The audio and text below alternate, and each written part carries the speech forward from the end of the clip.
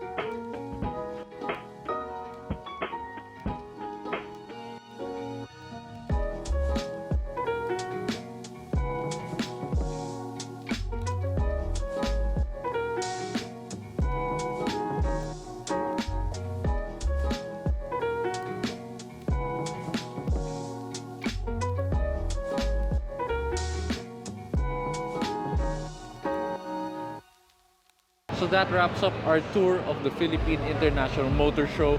If you're interested in getting a new car, we highly suggest that you come here and take a look because the brands have come out in full force. Now, I'm pretty sure that if you come here, you're gonna have a pretty good time because the brands are showing all their popular models and even previewing some new cars that are coming to the dealerships very soon. So again, if you're in the market for a new car, might as well make the trip here.